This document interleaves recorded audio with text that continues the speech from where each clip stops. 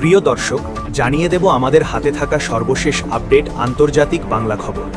চ্যানেলটি সাবস্ক্রাইব করে আমাদের সাথেই থাকুন। আঞ্চলিক নিরাপত্তা কাঠামো গঠনের আহ্বান ইরানের। অব্যাহত হুমকির মধ্যে ইসরায়েলের অস্থিতিশীল কর্মকাণ্ড মোকাবেলায় ইসলামী দেশগুলির মধ্যে আরও বেশি বাস্তবসম্মত ঐক্যের আহ্বান জানিয়েছেন ইরানের ভারপ্রাপ্ত প্রতিরক্ষা মন্ত্রী ব্রিগেডিয়ার জেনারেল মাজিদ ইবনুল রেজা। একই সঙ্গে তিনি আঞ্চলিক নিরাপত্তা জোরদার করতে তেহরান ও তুরস্কের মধ্যে শক্তিশালী প্রতিরক্ষা সহযোগিতার প্রয়োজনীয়তার ওপরও গুরুত্ব আরোপ করেছেন। প্রতিরক্ষা ও সশস্ত্র বাহিনী লজিস্টিক্সের মন্ত্রণালয়ের তথ্য অনুযায়ী শুক্রবার ৩ জুলাই তুরস্কের প্রতিরক্ষামন্ত্রী ইয়াসার গুলেরের সঙ্গে টেলিফোনে তিনি এই আহ্বান জানান। এ সময় দুই সামরিক কর্মকর্তা আঞ্চলিক পরিস্থিতির সর্বশেষ অবস্থা, ইরান ও যুক্তরাষ্ট্রের মধ্যকার যুদ্ধবিরতি বাস্তবায়ন নিয়ে কথা বলেন। তাদের আলোচনায় তেহরান আঙ্কারা প্রতিরক্ষা ও নিরাপত্তা সহযোগিতা সম্প্রসারণের উপায় নিয়ে পর্যালোচনা করেন। ইবনুল রেজা বলেন, বন্ধুত্বপূর্ণ প্রতিবেশী দেশগুলির অনুরোধে আঞ্চলিক স্থিতিশীলতা পুনরুদ্ধারের লক্ষ্যে ইরান যুদ্ধবিরতি মেনে নিয়েছিল। তবে প্রতিশ্রুতি রক্ষায় ব্যর্থতার ইতিহাস থাকার কারণে যুক্তরাষ্ট্রের ওপর ইরানের কোনো আস্থা নেই। তিনি আরও বলেন, চুক্তির কোনো লঙ্ঘন হলে তার জবাব দিতে ইরানের সশস্ত্র বাহিনী সম্পূর্ণ প্রস্তুত রয়েছে। প্রতিরক্ষামন্ত্রী গাজা, লেবানন, সিরিয়া ও ইরানের বিরুদ্ধে ইসরায়েলি সরকারের নৃশংসতারও সমালোচনা করেন। তিনি আমেরিকার সমর্থন পরিস্থিতিকে আরও অস্থিতিশীল করে তুলেছে অভিযোগ করেন। আঞ্চলিক উত্তেজনা বৃদ্ধি রোধে ইসলামী দেশগুলিকে সমন্বিত পদক্ষেপ গ্রহণের আহ্বান জানান ইরানের এই নেতা। ইবনুল রেজা ইরান, তুরস্ক, পাকিস্তান, সৌদি আরব ও মিশর সহ অন্যান্য দেশের অংশগ্রহণে একটি যৌথ ইসলামী নিরাপত্তা কাঠামো গঠনের বিষয়ে ইরানের প্রস্তাব পুনর্ব্যক্ত করেন। তিনি বলেন, বিদেশি মার্কিন সেনাবাহিনীর পরিবর্তে আঞ্চলিক রাষ্ট্রগুলির মাধ্যমেই আঞ্চলিক নিরাপত্তা নিশ্চিত করা উচিত। অন্যদিকে গুলের যুদ্ধবিরতি বজায় রাখা ও কূটনীতির পথ অনুসরণের প্রতি সমর্থন জানান এবং প্রতিবেশী দেশগুলির আঞ্চলিক অখণ্ডতা রক্ষার বিষয়ে তুরস্কের অঙ্গীকার পুনর্ব্যক্ত করেন। তিনি সন্ত্রাসবাদ দমন, সীমান্ত নিরাপত্তা এবং বৃহত্তর আঞ্চলিক বিষয়গুলিতে ইরানের সঙ্গে সহযোগিতা আরও গভীর করার বিষয়ে তুরস্কের প্রস্তুতিরও কথা জানান। তিনি জোর দিয়ে বলেন, সংলাপ ও আঞ্চলিক সহযোগিতাই দীর্ঘস্থায়ী শান্তির পথ। এদিকে আলোচনার মধ্যেই ইরানের আরাগচি গালিবাফকে হত্যার চক্রান্ত করেছিল ইসরায়েল, ধারণা মার্কিন কর্মকর্তাদের। তেহরানের সঙ্গে অন্তর্কালীন একটি শান্তি চুক্তিতে পৌঁছাতে ওয়াশিংটন যখন এই বসন্তে আলোচনায় ব্যস্ত ছিল, ঠিক তখন ইসরায়েল ইরানের শীর্ষ আলোচকদের হত্যার চক্রান্ত করতে পারে। বর্তমান ও সাবেক মার্কিন কর্মকর্তারা এমনটাই ধারণা করছেন।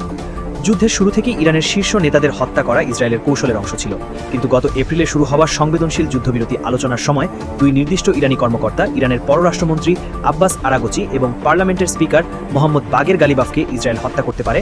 যুক্তরাষ্ট্রের মধ্যে এমন উদ্বেগ নাটকীয়ভাবে বেড়ে যায়। কয়েকজন কর্মকর্তার মতে এই দুই শীর্ষ কর্মকর্তাকে ইসরায়েলের হত্যার চক্রান্ত আলোচনাকে ব্যর্থ করে দেবে। এ আশঙ্কায় যুক্তরাষ্ট্র অঞ্চলের অন্যান্য দেশকে ইরানের এই দুই কর্মকর্তার নিরাপত্তার বিষয়ে সতর্ক করতেও বলেছিল। মার্কিন কর্মকর্তারা স্বীকার করেছেন, যুদ্ধের তীব্রতম পর্যায়ে সরকারের উচ্চপদস্থ কর্মকর্তা হিসেবে আরাগচি ও গালিবাফ ইসরায়েলের জন্য বৈধ লক্ষ্যবস্তু হতে পারতেন, কারণ ইসরায়েলের উদ্দেশ্য ছিল ইরানের কট্টরপন্থী সরকারকে উৎখাত করা। কিন্তু এপ্রিলে যখন গুরুত্বপূর্ণ আলোচনা শুরু হয়, তখন মার্কিন কর্মকর্তারা আশঙ্কা করতেন ইরানি নেতাদের হত্যার যে কোনো চেষ্টা আলোচনা নস্যাৎ করে দেবে, আবার যুদ্ধকে উস্কে দেবে। আংশিকভাবে মার্কিন গোয়েন্দা তথ্যের উপর ভিত্তি করে গত 28 ফেব্রুয়ারি ইরানের উপর ইসরায়েলি আগ্রাসনের মাধ্যমে এই যুদ্ধ শুরু হয়। যুক্তরাষ্ট্র ও ইসরায়েলের হামলায় সর্বোচ্চ নেতা আয়াতুল্লাহ আলী খামেনি সহ বেশ কয়েকজন শীর্ষ কর্মকর্তা নিহত হন। মার্কিন হামলায় ইরানের নৌবাহিনী ও ক্ষেপণাস্ত্র ভাণ্ডারকে নিশানা করা হলেও ইসরায়েল যুদ্ধের প্রাথমিক পর্যায়ে তেহরানের নেতৃত্বকে হত্যার বিষয়টিকে প্রাধান্য দিয়েছিল। তাদের উদ্দেশ্য ছিল যত বেশি সম্ভব উচ্চপদস্থ কর্মকর্তাকে হত্যা করা। তাদের মধ্যে অপেক্ষাকৃত কিছু বাস্তববাদী নেতাকেও হত্যা করার অন্তর্ভুক্ত ছিল, যাদের সঙ্গে ট্রাম্প প্রশাসন আলোচনায় বসার আশা করেছিল, যেমন ইরানের শীর্ষ জাতীয় নিরাপত্তা কর্মকর্তা আলী লারিজানি এবং ইরানের সাবেক পররাষ্ট্রমন্ত্রী কামাল খারাজি। ইসরায়েলি বিমান হামলায় নিহত হওয়ার সময় এই দুই ব্যক্তি যুক্তরাষ্ট্রের সঙ্গে আলোচনায় সম্পৃক্ত ছিলেন। ইরানের শীর্ষ দুই আলোচককে হত্যার সম্ভাব্য ইসরায়েলি চক্রান্ত সম্পর্কে ট্রাম্প প্রশাসনের সন্দেহ প্রমাণ করছে, যুদ্ধ শুরুর ঠিক প্রথম দিকে যুক্তরাষ্ট্র ও ইসরায়েলের যুদ্ধের লক্ষ্যগুলো কাছাকাছি থাকলেও তা কত দ্রুত সম্পূর্ণ ভিন্ন দিকে চলে যায়। এপ্রিলের শুরুতে যুক্তরাষ্ট্র শান্তি চুক্তি চাইলেও ইসরায়েল প্রাথমিক যুদ্ধবিরতির শুরু থেকেই বিষয়টি নিয়ে সন্ধিহান ছিল। এপ্রিলের প্রথম 2 সপ্তাহের যুদ্ধবিরতি ইসরায়েলি কর্মকর্তাদের অনিচ্ছাকৃত সমর্থন এবং ইসরায়েলের সাধারণ জনগণের মধ্যে ব্যাপক উদ্বেগ জন্ম দিয়েছে। যুক্তরাষ্ট্র খুব দ্রুত যুদ্ধ শেষ করছে। ক্ষমতা থেকে বিতাড়িত হওয়ার পরিবর্তে সরকার আরও বেশি কঠোর হয়ে ওঠে। ইরানের ইসলামিক বিপ্লবী গার্ড বাহিনী দেশের উপর তাদের নিয়ন্ত্রণ আরও সুসংহত করেছে।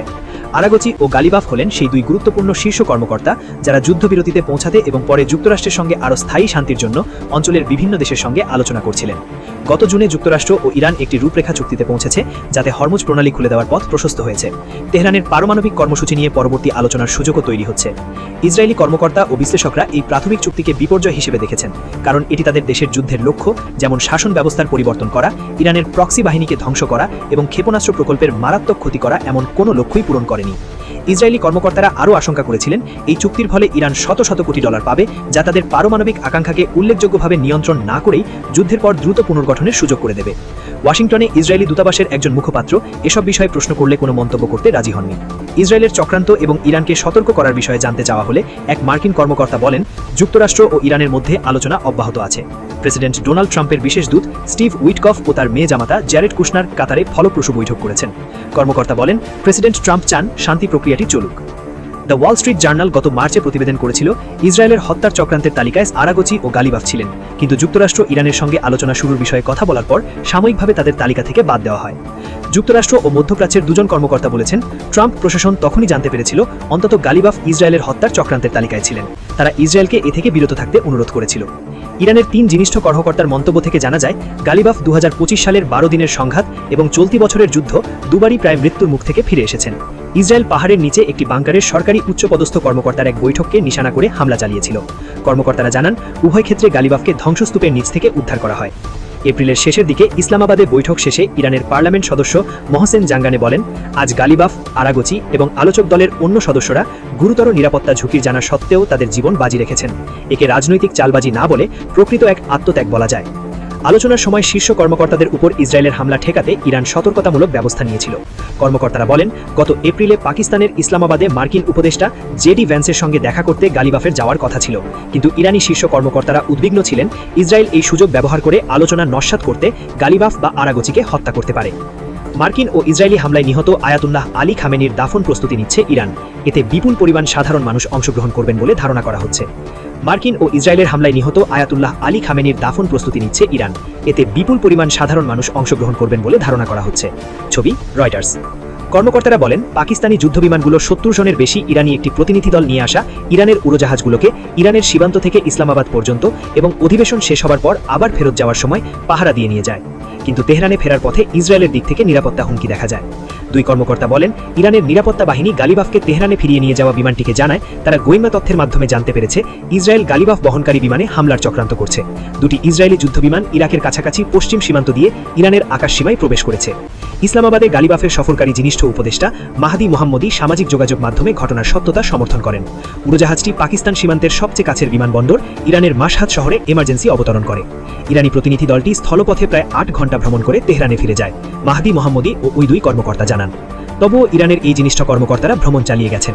মে মাসের শেষের দিকে গালিবাফ ও আরাগচি আলোচনার জন্য কাতারে যান। তারপর মার্কিন উপদেষ্টা জেডি ভ্যান্স এবং মার্কিন প্রতিনিধি দলের সঙ্গে দ্বিতীয়বার সরাসরি বৈঠক করতে গত জুনে সুইজারল্যান্ডে যান। সবশেষ জানিয়ে দেব, পাকিস্তান আফগানিস্তান সংঘাতের নেপথ্যে কি, এই সংঘাত থামছে না কেন। পাকিস্তানের আকাশসীমায় ঢুকে গত বুধবার ড্রোন হামলা চালায় আফগান তালেবান। সংবাদ মাধ্যম আল জাজিরা ও রয়টার্সের প্রতিবেদন থেকে জানা যায়, বেলুচিস্তান ও খাইবর পাখতুনখার কিছু অংশে এই হামলার পর পাকিস্তানও তাদের অত্যাধুনিক প্রতিরক্ষা ব্যবস্থার মাধ্যমে 4টি ড্রোন ভূপাতিত করার দাবি করে। এর ঠিক 2 দিন আগে আফগানিস্তানের পাকতিয়া ও কুন্নার প্রদেশে বিমান হামলা চালিয়েছিল পাকিস্তান, এমন খবর পাওয়া যাচ্ছে ব্রিটিশ সংবাদ মাধ্যম দ্য ইন্ডিপেন্ডেন্টে। ওই হামলায় 29 জঙ্গি নিহত হয় বলে পাকিস্তানের দাবি।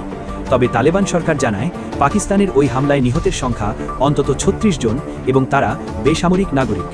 পাল্টাপাল্টি এই হামলা প্রমাণ করে যে একসময়ের কৌশলগত মিত্র এই দুই প্রতিবেশী রাষ্ট্র এখনও আক্ষরিক অর্থেই প্রকাশ্য যুদ্ধে লিপ্ত। অথচ 2021 সালের আগস্টে কাবুলের পতনের পর আফগান তালেবানের পুনরায় ক্ষমতায় আসাকে পাকিস্তান প্রাথমিকভাবে নিজেদের এক বিশাল কৌশলগত বিজয় হিসেবে উদযাপন করেছিল। মাত্র 5 বছরের ব্যবধানে সেই উচ্ছ্বাস হারিয়ে গেছে বড় ধরনের সামরিক সংঘাতে। পাকিস্তান ও আফগানিস্তানের মধ্যে গত বছরের অক্টোবর মাস থেকেই সংঘাত চলছিল। তবে পাকিস্তান আনুষ্ঠানিকভাবে গত 27 ফেব্রুয়ারি আফগানিস্তানের তালেবান সরকারের বিরুদ্ধে সরাসরি যুদ্ধের ঘোষণা দিয়ে শুরু করে অপারেশন গজব-উল-লিল হক। এই সংঘাতের পেছনের কারণগুলো কেবল সীমান্ত হামলার মধ্যে সীমাবদ্ধ নেই, বরং এর গভীরে প্রথিত রয়েছে প্রক্সি গোষ্ঠীর তৎপরতা, অভ্যন্তরীণ গোয়েন্দা ব্যর্থতা আড়ালের চেষ্টা, ডুরান্ড লাইন বিতর্ক এবং পরাশক্তিগুলোর ভূ রাজনৈতিক চাল। পারস্পরিক ব্ল্যাকমেল। পাকিস্তান ও আফগানিস্তানের চলমান এই সংঘাতের একদম কেন্দ্রে রয়েছে পাকিস্তানি সংগঠন তেহরিক-ই-তালেবান পাকিস্তান। কাবুলে একটি পাকিস্তানপন্থী সরকার থাকলে ভারতের প্রভাবমুক্ত একটি কৌশলগত সুবিধা পাওয়া যাবে, দীর্ঘ কয়েক দশক ধরে এই আশায় আফগান তালেবানকে সমর্থন দিয়ে এসেছিল পাকিস্তান। কিন্তু তালেবান ক্ষমতা গ্রহণের পর সেই সমীকরণ সম্পূর্ণ উল্টে যায়। ইনস্টিটিউট অফ স্ট্র্যাটেজিক স্টাডিজ ইসলামাবাদের গবেষক আমিনা খানের একটি গবেষণাপত্রে বলা হয়েছে, টিটিপি বর্তমানে পাকিস্তানের জাতীয় নিরাপত্তার জন্য সবচেয়ে বড় হুমকি। ইসলামাবাদের অভিযোগ, আফগানিস্তান তালেবান তাদের দীর্ঘদিনের আদর্শগত মিত্র টিটিপিকে আফগান ভূখণ্ডে নিরাপদ আশ্রয় দিচ্ছে এবং সেখান থেকে তারা পাকিস্তানে প্রাণঘাতী হামলা চালাচ্ছে। তবে ভূ রাজনৈতিক বিশ্লেষকরা বিষয়টিকে কেবল একতরফা অভিযোগ হিসেবে দেখছেন না। আল জাজিরায় দেওয়া এক সাক্ষাৎকারে কোয়েটা ভিত্তিক নিরাপত্তা বিশ্লেষক রহিম নাসারি এই পরিস্থিতিকে পারস্পরিক ব্ল্যাকমেল হিসেবে সংজ্ঞায়িত করেছেন। নাসারির মতে, পাকিস্তান মূলত নিজের অভ্যন্তরীণ গোয়েন্দা ব্যর্থতা আড়ালের জন্য আফগানিস্তানের উপর দোষ চাপাচ্ছে। উদাহরণ হিসেবে দ্য ইন্ডিপেন্ডেন্টের প্রতিবেদনে বলা হয়েছে, ২৭ জুন পাকিস্তানের করাচিতে আধা সামরিক বাহিনীর একটি সুরক্ষিত কম্পাউন্ডে টিটিপির উপদল জমায়েত উল আহরারের হামলায় ৩ সেনা নিহত হন। আফগান সীমান্ত থেকে ১২০০ কিলোমিটার পথ পাড়ি দিয়ে হামলাকারীরা কিভাবে করাচি পৌঁছল এবং রসদ সংগ্রহ করল, সেটি পাকিস্তানের অভ্যন্তরীণ নিরাপত্তার এক বিশাল ব্যর্থতা। কিন্তু পাকিস্তান এর দায় সরাসরি কাবুলের উপর চাপিয়ে নিজেদের ব্যর্থতা আড়ালের চেষ্টা করছে। অন্যদিকে আফগান তালেবানও কূটনৈতিকভাবে পিছিয়ে নেই।